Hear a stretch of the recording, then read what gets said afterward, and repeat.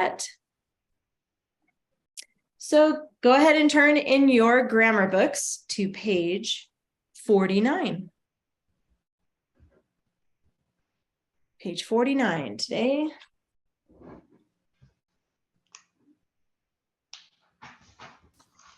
Okay, we zoom in a little here. Okay, on page 49, we are talking about verbs. And we've talked about verbs before.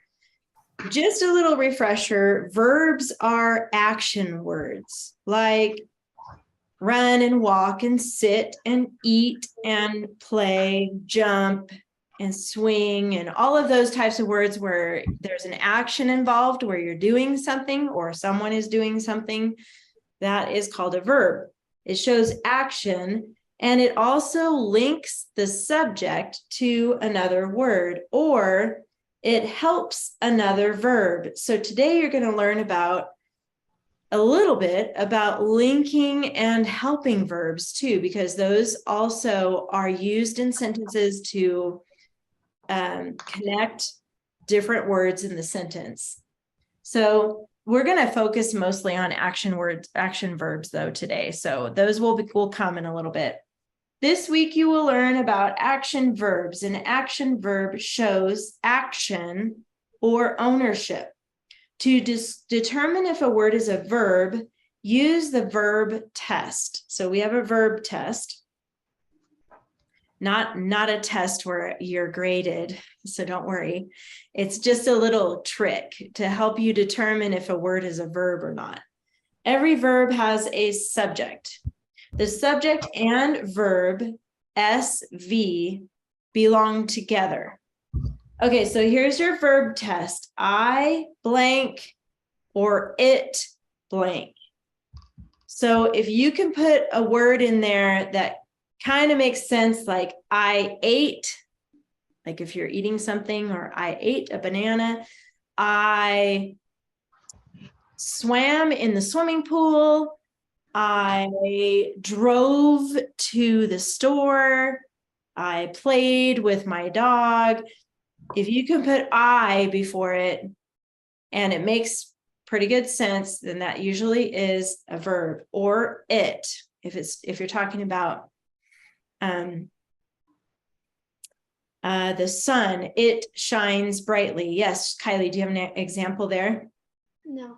Oh, okay. When you did I realized that all the words that you were saying was past tense.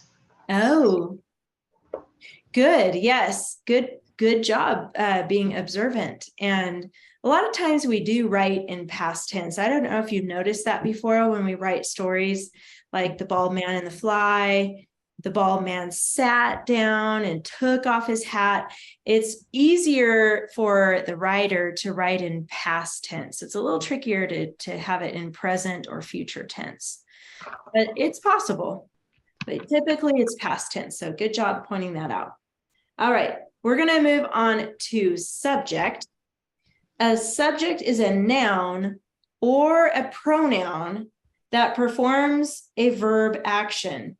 It tells who or what the clause is about. So subject and verbs go together. They're like a pair.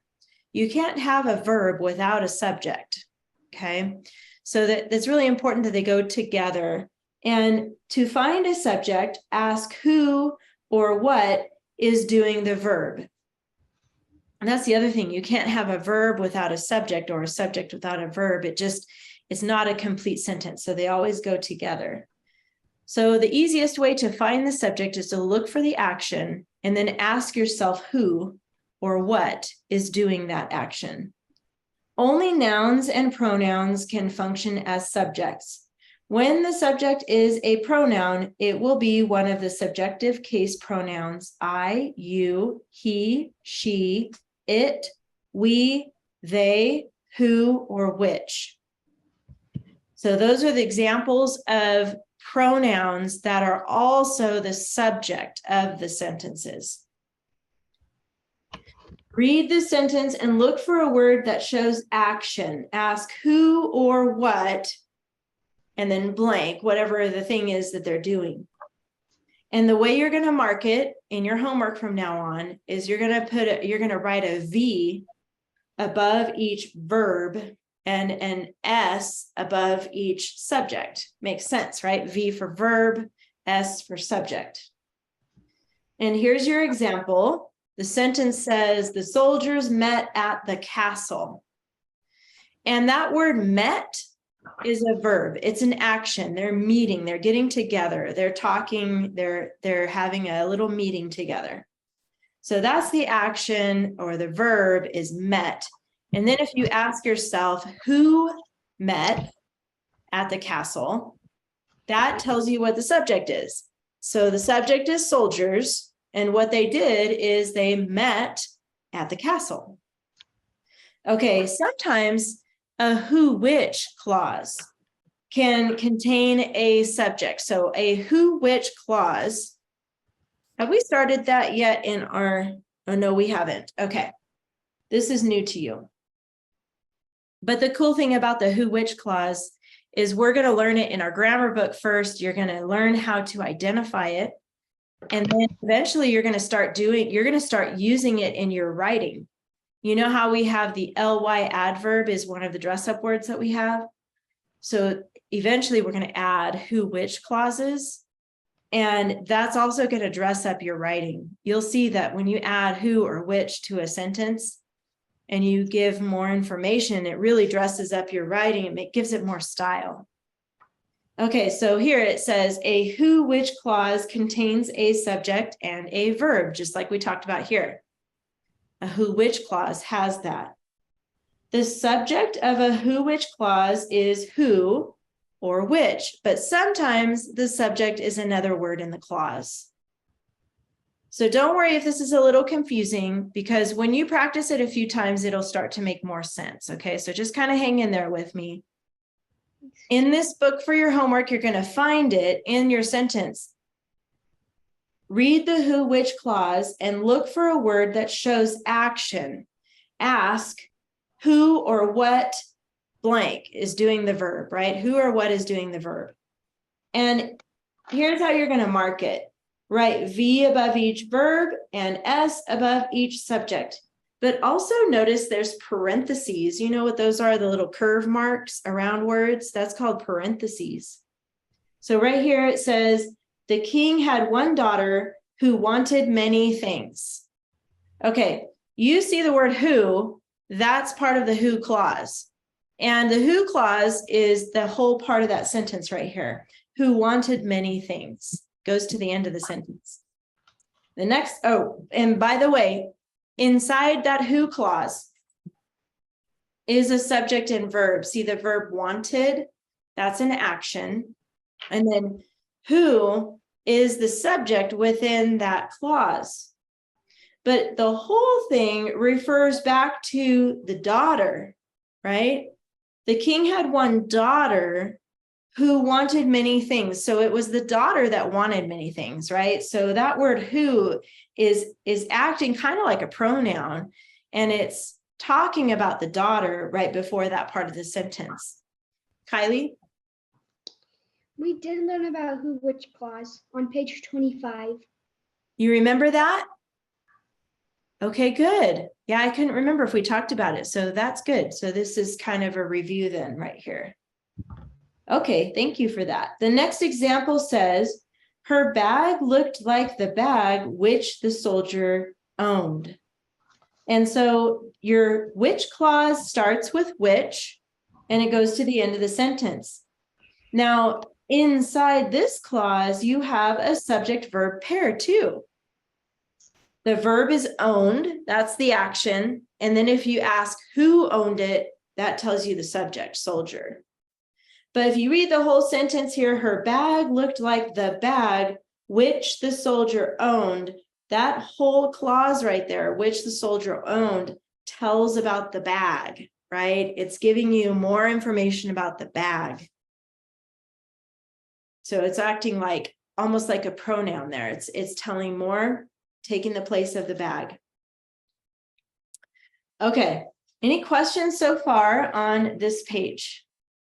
If not, you could just shake your head no, and then I know I can move on. Okay, thank you. All right, on the back of that page, there's a little bit more. It's called Think About It. This is page 50.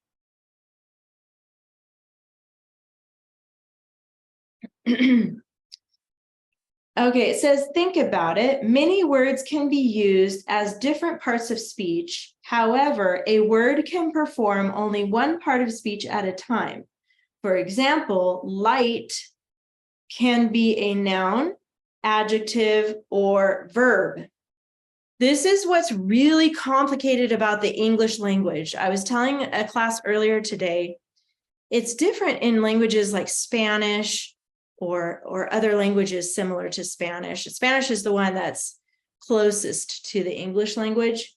But in English, we have the same word can be used different ways. And in Spanish, from my understanding, the words have their own place. So everything has its own word. It's true with like pronouns in Spanish. They don't really use different pronouns. They have female words and male words, but it just is simplified in Spanish. But in English, you have lots of exceptions to the rule. And this is one of them. But I will tell you that a word can only function one way in a sentence. So even though that particular word could be used in different ways in different sentences, each sentence, it's only used one way. So here's how it's used as a noun. It says, the light hurt my eyes. In this sentence, light is a thing, and noun is a person, place, thing, or idea. So the light, the thing, hurt my eyes. Another way you know that's a noun is because it has an article, the. Remember, we know the three articles are a, and, the. An article comes before that word, and that's a signal that that is a noun. So the light hurt my eyes. Here is the adjective. The light rain was falling. We could relate to that one today, right? The light rain. It describes the rain, which is the noun. So the light rain tells a little bit more about the rain, what kind of rain it is. It's a light rain. In this sentence, light describes the rain, what kind of rain. Light, an adjective, describes a noun or a pronoun. Here it is used as a verb. The lamps light the room. In this sentence, light is a verb. Light is an action. What light the room? The lamps. The lamps light the room. The subject-verb pair is lamps light. So there you go. You got three different ways the word light can be used. Each sentence is a different part of speech, but it can't be more than one in the same sentence. That's what you need to think about. Okay, is there any questions about this page? No. Okay, good. Thank you for shaking your head, because that does help me know that you don't have questions. Okay. And anytime I say that, because I know I say that a lot, do you have any questions? If you ever do, you can just unmute and ask me, or raise your hand or something like that. All righty, moving on. Let's turn to the practice page 51. Would anyone like to volunteer to read this sentence today? Okay, Kylie, I see your hand. After a few minutes, she asked him about the unusual bag. Good, about his unusual bag. All right. Unusual means uncommon or maybe even interesting, right? Unusual bag. So we don't know what that means yet as far as in the story, but we know what the word unusual means, so we'll put a check mark by vocabulary. You know what to do next over here. And then go ahead and label that. I got to turn off my heater. Hold on just a second.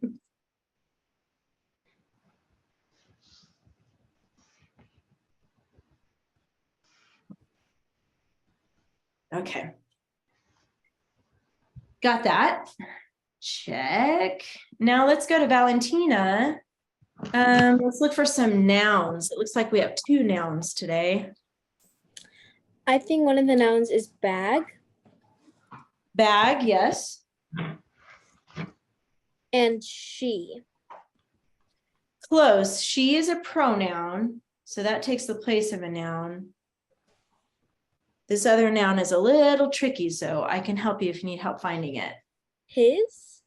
No, another pronoun, that's his, is a pronoun. Well, actually not in this sentence, but I'll explain that later. But it's not his.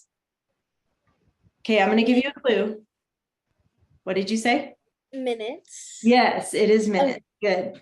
Because here, the clue I was going to give you was, remember earlier I said that an article gives you a clue that a noun is coming, and sometimes it has an adjective before it, but the article A tells you there's a noun nearby, so you can use that as a clue. Kylie, did you have another question? You said that sometimes an adjective can be before it. Well, in this case, a and then few is an adjective. So Exactly. Very good. Adjective then noun. That's perfect. In fact, let's go straight to the adjectives, because you just told me few is an adjective, so let's label that one. Unusual. And unusual, yes.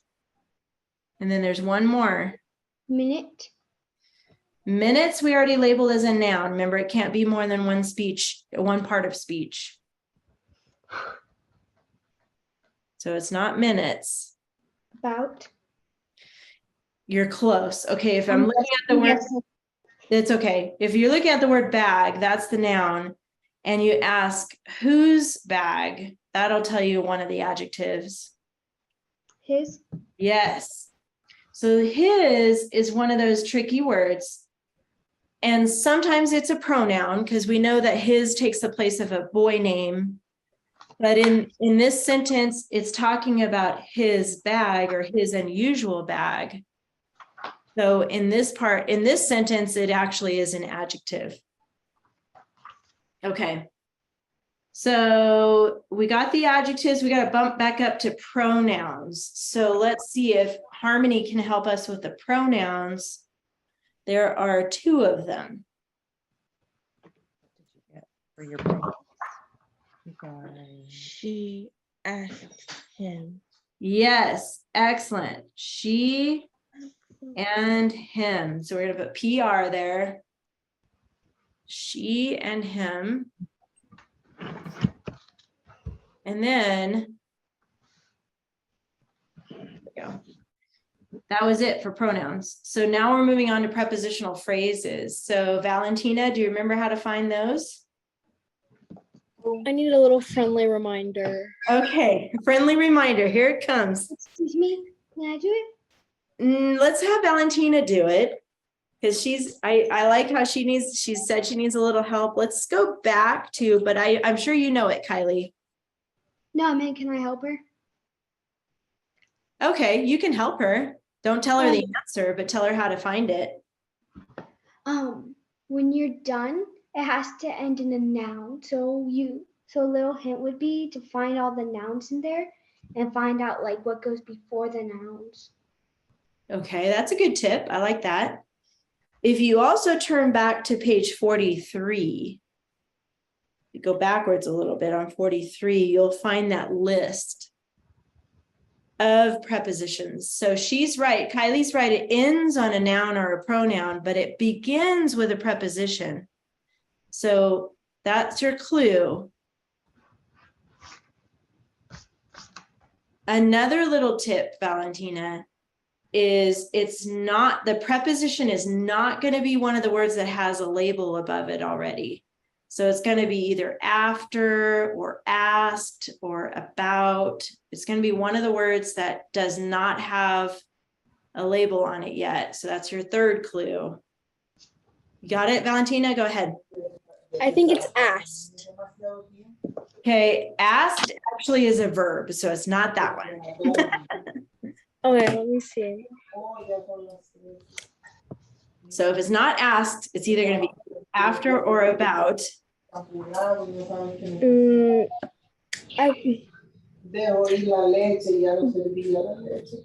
want to say, so you said it goes before a noun. Yeah, the noun is where it ends. The noun is where it ends. Oh, but you said that's not a noun. Okay. I want to say about. Yes, you're right. It is. That's one of them because there's two of them here. So if about is the preposition, then where does the phrase end? Because remember, it ends on a noun or a pronoun. So about, how far do I underline? I think right about his, like about his is there. It's going to go all the way to bag. Bag. So Okay. about his unusual bag is the prepositional phrase. You'll get used to it because you'll be doing it a lot, but start with the preposition about, and then you underline until you get to a noun or a pronoun. Got it. About his unusual bag. So the other one is after. That's a preposition. So where does that phrase end? The first noun or pronoun. So how far do I underline? Okay. Stop at stop at minutes. Like Yes. underline minute. Yeah. Yes, you got it. After a few minutes is one prepositional phrase. About his unusual bag is the other one. Good job. And thank you for helping her, Kylie. That was good. And I saw Harmony give me a thumbs up. So that's good. It sounds like you got it figured out too. Yay. Okay. Now, I'm going to go to Harmony next. We do have a verb in this sentence. And which word is an action in this sentence, Harmony? Which one is the verb? What's the verb? Asked him. Yes. Asked. You're right. It's asked. Because all the other things have a label now, right? That was the last one. And that is an action. That's something that he did, or she did, actually. She asked him. Now, looking at that verb, Harmony, who was it that asked him? Looking at the sentence, look before that. Who asked? The door. Who asked? It's got to be one of the words in the sentence. So it's got to be one of these words. Princess. Who is Right the before princess? it. It's, what do they call the princess in the sentence? They say, She asked. Yeah. Yes, she asked. Good. You're right. It's the princess, but we have to look at the actual words in the sentence here. So she asked. So she is the subject. Good job, Harmony. Okay, we need a capital. We already know that. That's pretty easy. And an in mark is easy. All right, we made it. So now you can rewrite it down at the bottom.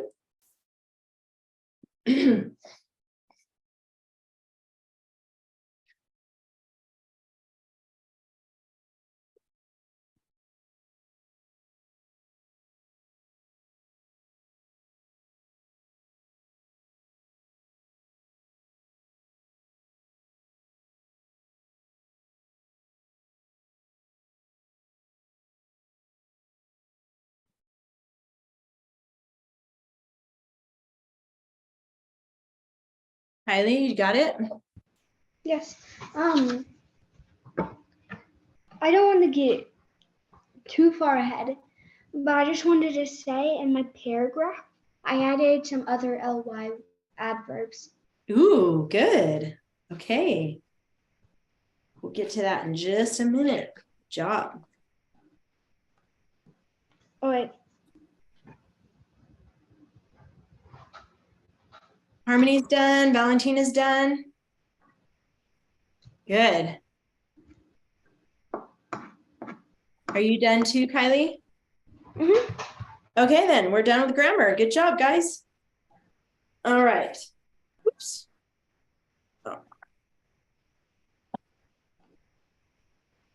Okay. You finished The Fox and the Stork. I have not had a chance to read it yet, but if you would like to volunteer to read your paragraph, I will give you time to do that in class. I know Kylie was talking about hers. So Kylie, I'll have you read yours. Do any of the other girls want to read your paragraph too about the fox and the stork? Okay, Harmony will go. Okay, good. You all three do. So we'll start with Kylie. and then Harmony, and then Valentina. So you can just read your paragraph, and the rest of us will be listening for at least one ly word. We already know Kylie gave us a clue that she has more than one. So we'll listen to all of the ly words, but try to see if you can hear the ly words as she's reading. So whenever you're ready, go for it. One day, a fox sneakily invited a stork to supper. It was served in a shallow bowl. The fox easily ate the supper, but the stork with his long bill was sadly hungry. A few days later, the stork invited the fox for a meal at his for a meal.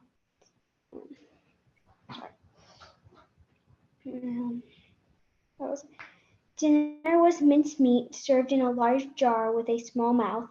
The stork ate easily with his long bill, but the fox could only lick the rim. The fox quickly went away, disappointed and hungry. However, he realized he had got what he deserved, considering the bad treatment he gave the stork.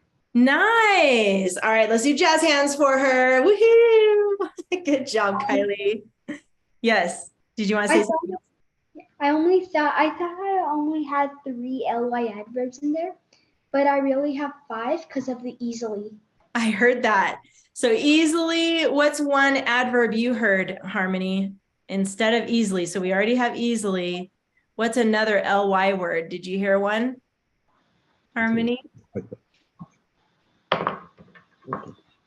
One day, No. quickly. Oh, sorry.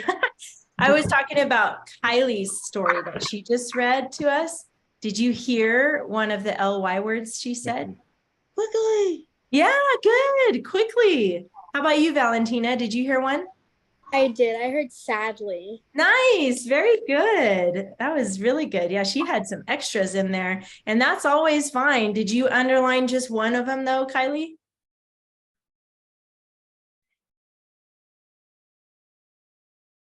Nope. Did you forget to underline one? You can just pick one.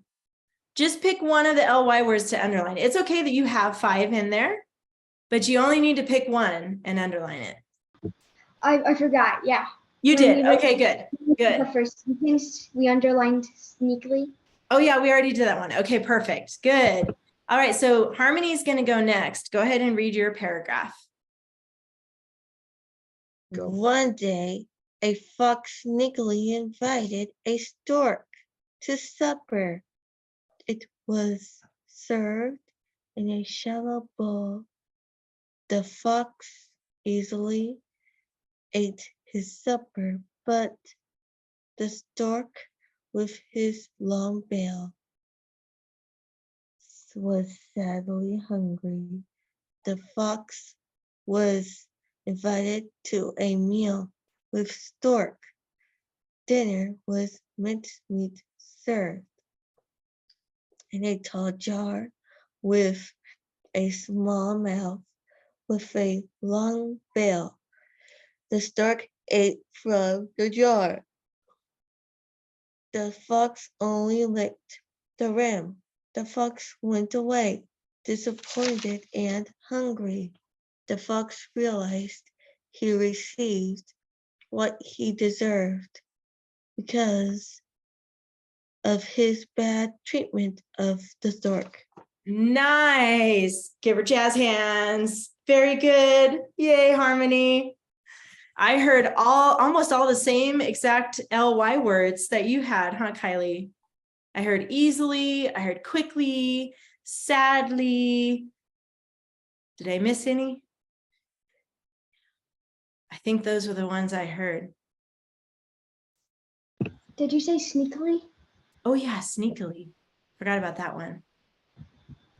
Good, Harmony and Kylie. Okay, Valentina, whenever you're ready, let's hear yours. One day, a fox sneakily invited a stork to supper, and it was served in a shallow bowl. The fox easily ate his supper, but the stork with his long bill was hungry. Later, Fox was invited to a meal by Stork. Dinner was served. It was meat in a tall jar. The stork easily ate out of the jar, but Fox didn't. Fox was disappointed, hungry, and sad.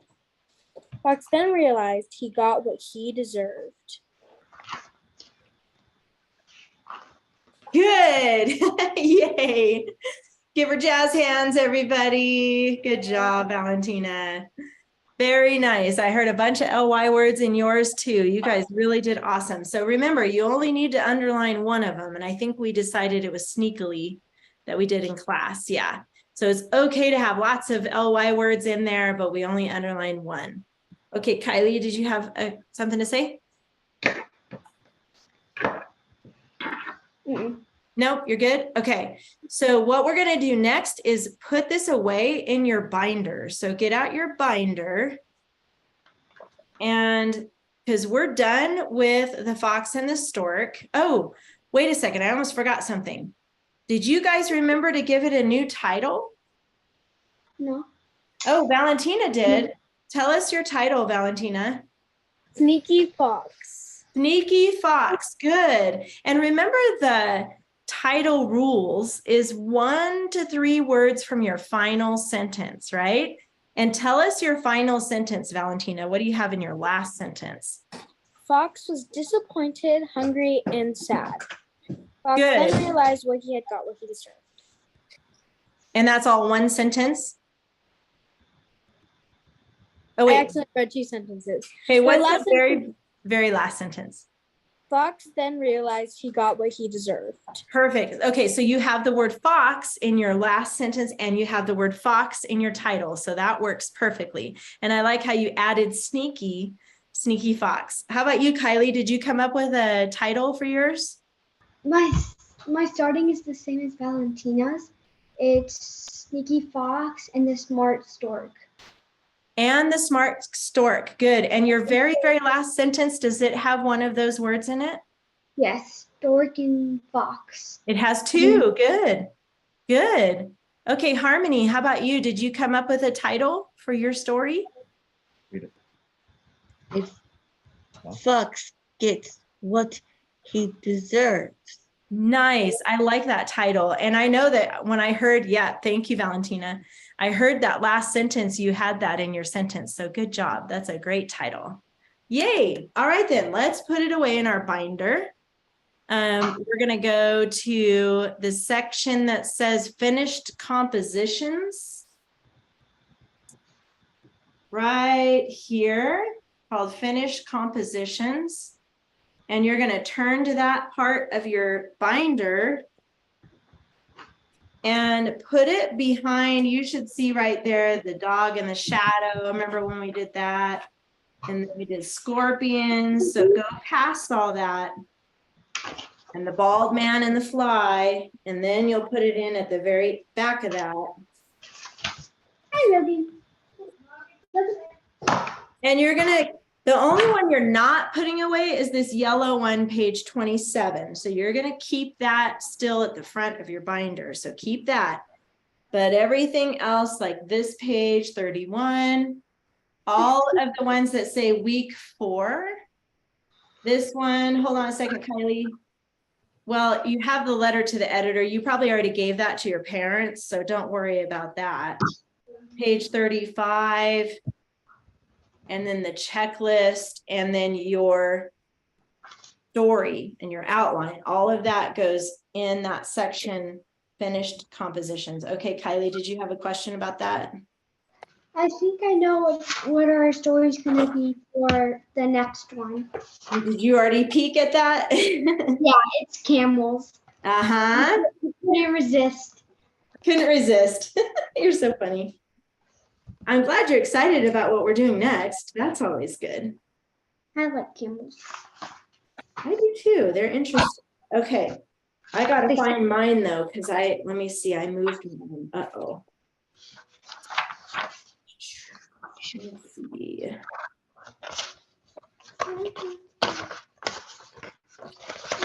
Oh, yep, here it is. Okay. So now go to source text, and then you're going to take out week 5. Week 5 looks like this. At the top, you'll see it. Week 5 camels. This is the overview page. And then page 41, this one also says week 5 about camels. Page 43, this one doesn't say week 5 on it, but this is part of it. So this is page 43. And the checklist, week 5 camels, it says it here too, the checklist. So you're taking out 4 pages. Give me a thumbs up when you got those out, and don't forget to close the rings too. Wait, what were the pages? Okay, I'll tell you one more time. Let's see. Page 39. 39. 39, and this is how you can tell right here at the top, right? It says week 5 camels. Look for that. So basically you're taking out all of week 5.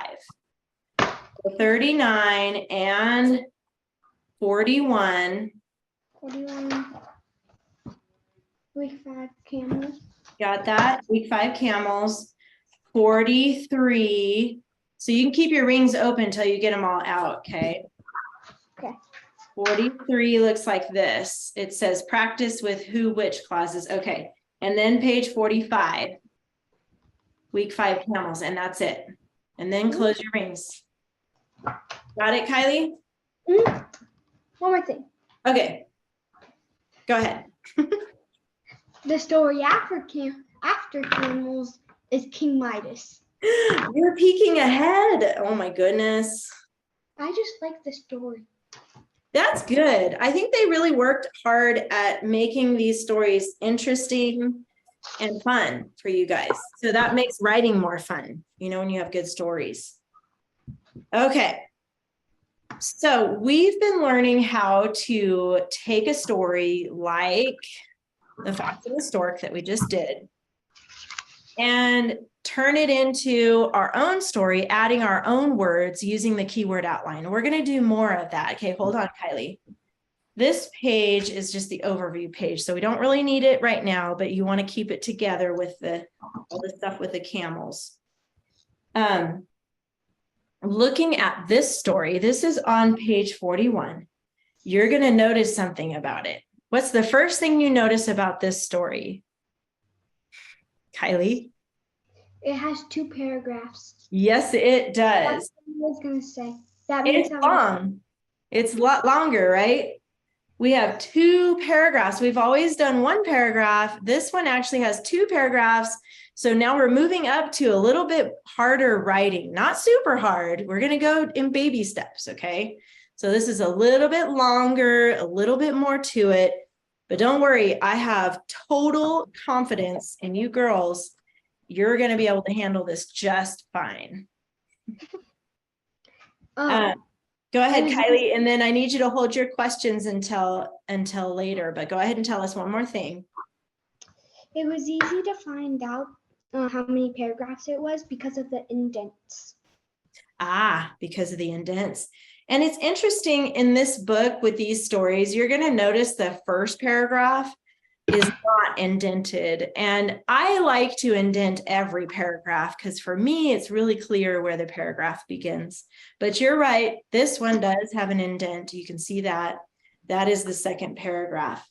Okay, so what we're going to do first is set up your new keyword outline for this. So go ahead and get out a clean sheet of lined paper. Start with this. You know what to do as far as where your name goes and where the date goes. You guys are getting really, really good at that. It always goes right here, name. And then today's date is March 14th, 2023. And this one we're going to call camels. So you can skip a line and put camels.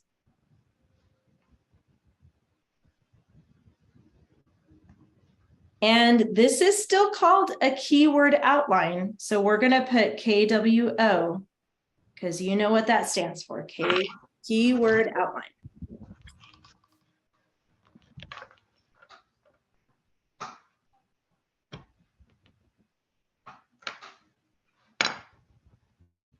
Okay.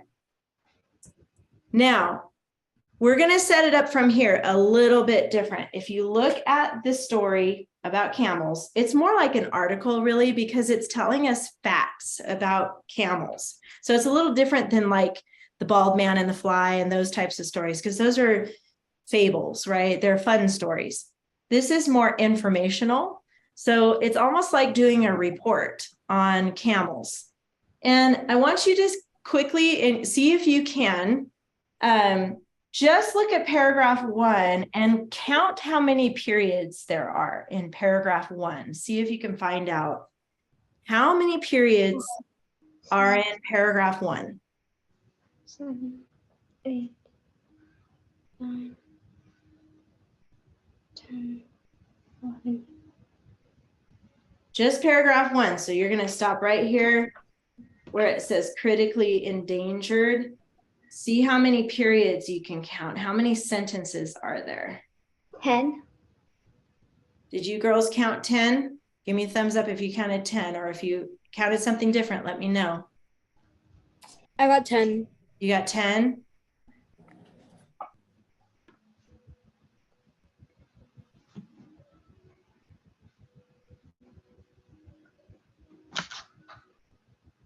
Got 10? Okay, good, Harmony. You're right, 10 sentences.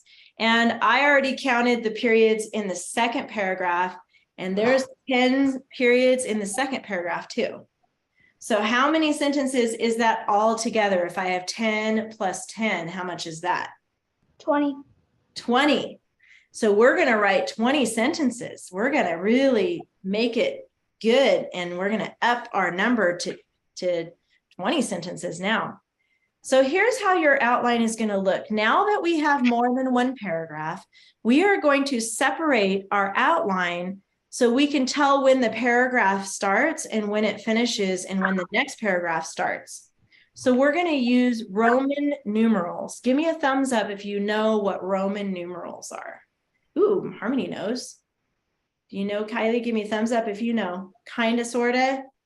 And Yeah. Valentina's like, not really. The best thing I can tell you is that the Super Bowl, the Super Bowl, I don't know if you guys are football fans or if your family is or whatever, but the Super Bowl is counted by Roman numerals.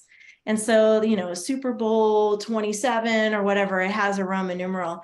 They use capital I's and V's and X's. Have you ever seen those put together and they represent a number? I know Harmony knows. Okay, now you know, Valentina. Good. And Kylie. In math, they have quadrants. Quadrant 1, quadrant 2, quadrant 3, quadrant 4. Those are written in Roman numerals. Good. So you've seen those. Awesome. Okay, so I want you to skip a line. And over here on the left side, I'm going to have you put a Roman numeral 1. It looks like a capital I, but that is a Roman numeral 1, like that. And then the next one has Hold on, Kylie. Don't go too fast. Underneath this, now remember, you told me there's 10 sentences. So this counts as one sentence here. We're going to put keywords here from the first sentence. So here's a math question for you. If this counts as 1, how many numbers do I need underneath it to make 10 altogether? 2. This is 1. How many more do I need to make 10? Valentina. 9. She's showing me 9. You're right. So you're going to go like this. 1, 2, 3, all the way to 9. Like that.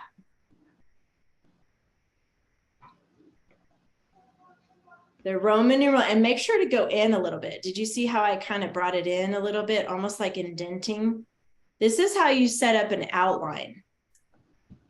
This is a new keyword outline now that we have more than one paragraph. So Roman numeral 1, and then 1 through 9. And I'm going to have you set up the whole outline like this first. So you're going to skip a line once you get to 9. I'll give you a minute to catch up there. Okay. skip a line, and now we're going to do Roman numeral 2. It looks like this. 2 eyes stuck together. That's a Roman numeral 2. So I skipped a line under 9. And I know that the second paragraph has 10 sentences too. So now I'm going to do the same thing. I'm going to count all the way to 9.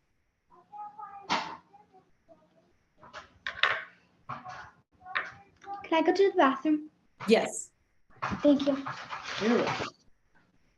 So now we've got the first sentence we counted, even though it's a Roman numeral. So we've got 1, 2, 3, 4, 5, 6, 7, 8, 9, 10. If you count 9 plus the topic sentence, that's 10 sentences altogether. And same here, 9 plus the topic sentence, that's 10 sentences altogether. So now our outline is ready. And the next part that we're going to do is read the story or the article about camels. And we're still going to set up we're going to do the keyword outline with the same rules. You have 3 keywords. You can use, what are the things you can use for free? Who can tell me what those things are you can use for free? Valentina? Symbols. Symbols is one. Numbers. What's another one, Harmony? Numbers. Numbers. So symbols and numbers, and what else, Kylie? Abbreviations. Good. Abbreviations, you got it. My little doggy's barking. I don't know if you can hear her. What does he look like? Well, I don't think she's at the back door. It'd be too hard to show her to you. But one of these Zooms, I'll hold her up in the camera so you can see her. I have a little dog and a big dog, and they're quite the pair. What kind of dogs? The little one, they're both rescue dogs, so they're not purebred. But the little one, I don't even know what she is. She's hairy and she's little. And then the big dog has Lab and Kelpie, if you know what kind of breed that is. They're like cattle dogs. So she's big and she helps me with the goats all the time. Okay, Does she have- that's about dogs. There's one more question. Does your little dog have big ears? No, little ears that stick up, but they're really hairy. Like she's got crazy hair. So I'll have to show you to you guys.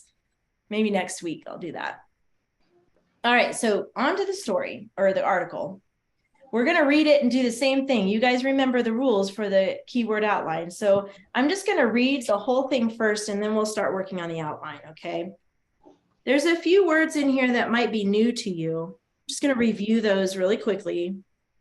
Like the word domesticated.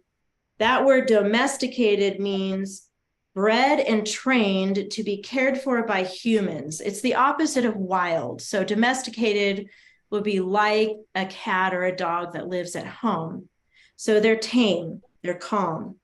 Down here, you're going to find the words critically endangered. You probably already know what endangered is, but that's when an animal is rare and they die out eventually, like dinosaurs became extinct.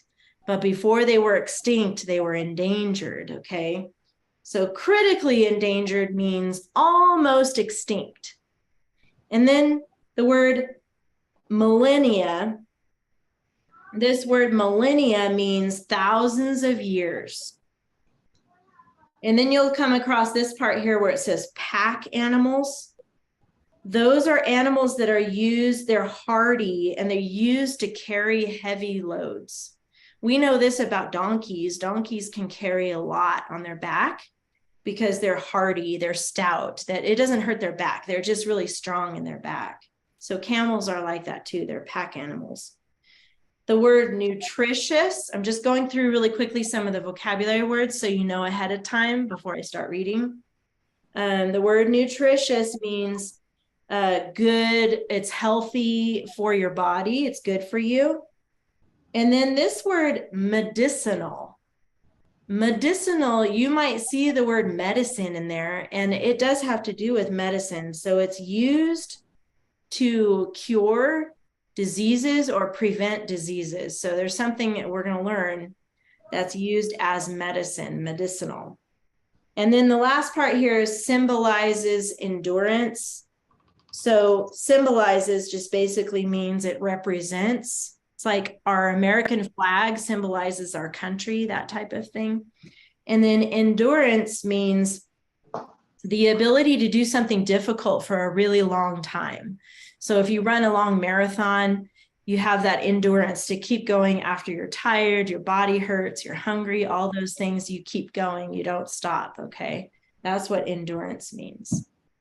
All right, so I got time. I'm just going to read this and then we'll start our outline together.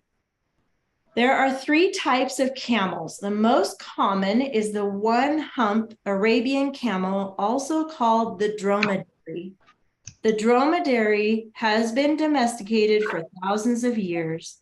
It is found in northern Africa, throughout the Middle East, and in parts of Australia. A second species is the Bactrian camel. It has 2 humps on its back. Also domesticated, it is found mainly in the rocky deserts of Central and East Asia. The third species is the wild Bactrian camel. It lives in remote regions of the Gobi Desert. Only about 1,000 wild Bactrian camels remain, and they are considered critically endangered. Humans have used camels for millennia. They have mainly been trained as pack animals, but also for racing and warfare. They can be taught to pull plows and carts. Camel milk is highly nutritious. In parts of Africa, camel urine is thought to be medicinal. Okay, I forgot to talk about urine. Do you Oh, know I know what what it urine is. is? I could see by your face you knew what it was. I could Yeah. see that. I studied the human body. Uh-huh. Good. That's your pee. When you go pee in the toilet, that's urine, in case you didn't That know. is disgusting. So they used to use that to heal people. That's kind of nasty. It probably was stinky too, I imagine. But they can use it to heal diseases and stuff. So it was thought to be medicinal. Okay. Was it? Huh? I wonder if it was. I wonder if it was, because it does say thought to be. So who knows? Maybe they were rubbing urine on their skin and it didn't do anything. I was like, ooh, that was not a good idea. But maybe And it did. Maybe it did help rashes and things like that. Who knows? Okay. In many Middle Eastern countries, camel meat is served at feasts. Nomads in Northern Africa may drink camel blood mixed with camel milk to sustain them on long desert journeys. That is disgusting. It's really disgusting. I forgot to warn you guys. Valentina's grossed out. Blood and milk mixed together. Ugh. Camel. Was it so that they can make their drinks fuller? Because I don't imagine that would taste very good. You know, and if you can imagine going across the desert, I mean, the Sahara Desert is larger than the United States. It's huge. It's really huge. And so if you're stuck out there and, you know, the desert doesn't have trees, no water, and you run out of food, they discovered that if they drank some of the camel's blood mixed with milk, it would help them to survive. It's when you're pretty desperate. So hopefully that'll never happen to us, right? But that's what they used to do. If they were stranded and they were dying, they could use the blood and milk from a camel to help them make it through their journey. Can you stop reading? I don't want to read this anymore. It doesn't, okay, the gross part's done. So we're almost there. Camel hair is light and strong. Thus, it is useful for clothes, blankets, tents, and rugs. In Arab cultures, the camel symbolizes endurance and patience. Yeah. What if they had fleas? Oh, well, true. That's true. They might. I don't think they were concerned too much about that.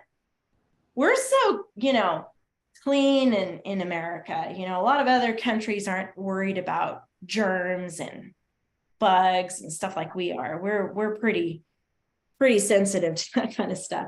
All right, we don't have much time, but I do want to get started on your outline here. So we're going to do the same thing we've been working on, is looking at sentence by sentence. We're still doing that. So looking at the first sentence, there are 3 types of camels. That's easy because it's short. So we could do the number 3 and types and camels. That makes it pretty easy. It's a nice short sentence. And we can squeeze in a number for free. So really, we only needed 2 words. 3 types camels.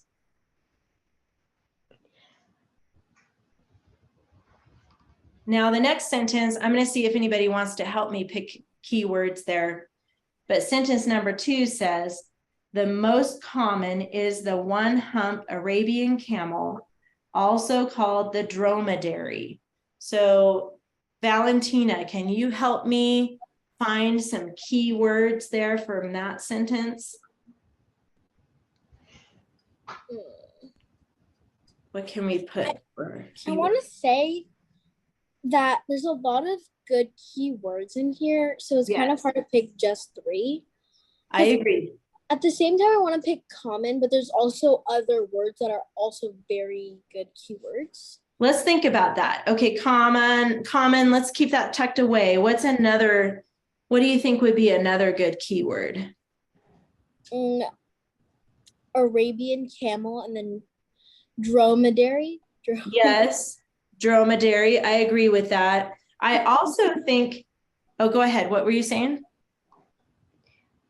Yeah, most can be one for like most common or least common. I'm thinking the one hump, because remember later we heard about one that has 2 humps. So I'm thinking that might be important. You know what the hump on the back is, right? That sticks up. Yeah. So what if we did this, Valentina? What if we did the number 1 and then the word hump? And then I agree with you, Valentina. I think Arabian, and the name of it is dromedary. I think that would be important too, because that tells us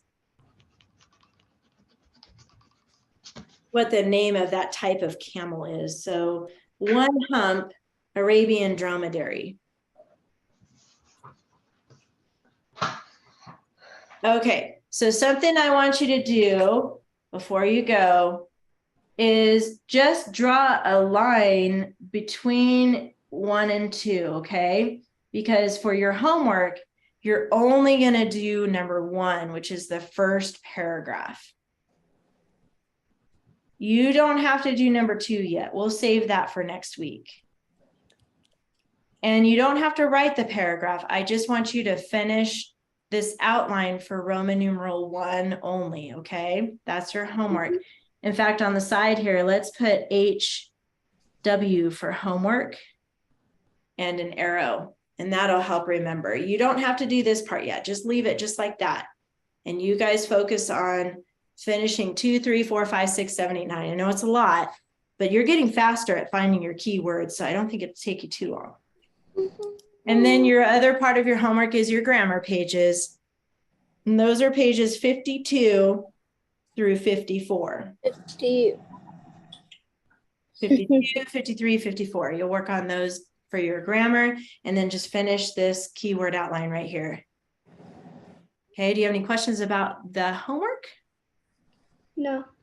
Thumbs down meaning no, or shake your head no. Can we do the paragraph?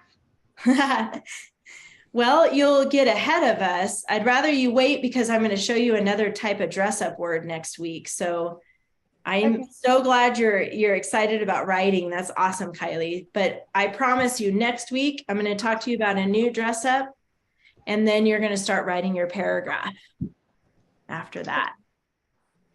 All righty. That's it for today. Good job, girls.